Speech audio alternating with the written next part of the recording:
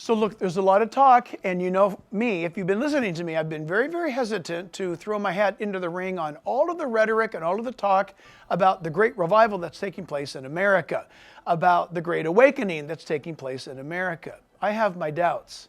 But there's one thing I am not doubting, and that is the rise of Islam in America like never before.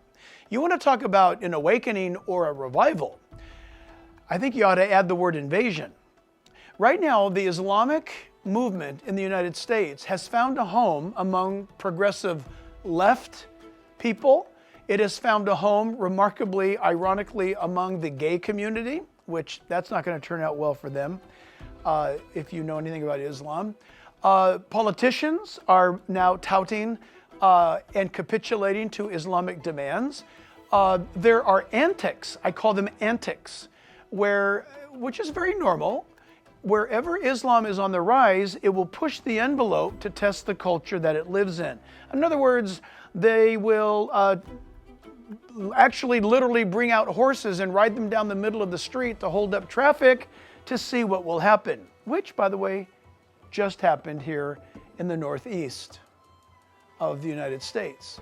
They will block traffic in streets. They will push and push and push and see if anybody reacts. And if they don't react, then they simply take over.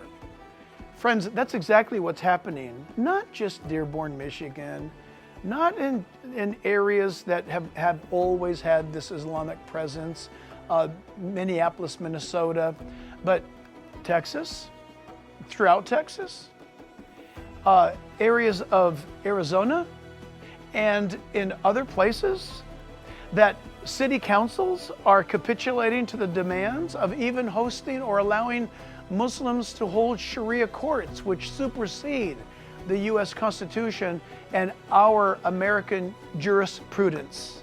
That is, the Muslims have a law above our law. And so, is there an invasion of Islam taking place in a post 9/11 world? Absolutely. Are they on the move? Yes. Could it turn militant?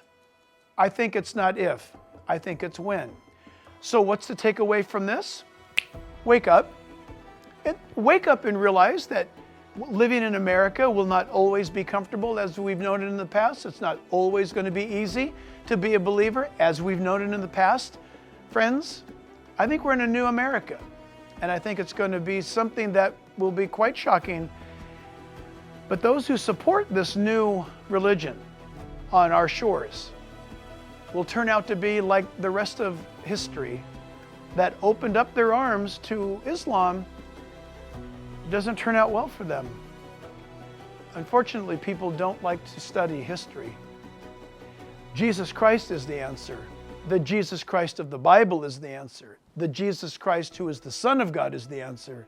The Jesus Christ who died on the cross. Oh yes, contrary to Islam, Jesus died on the cross and rose again from the dead. That's the Jesus Christ that you should be following. Make sure that you've got the right one.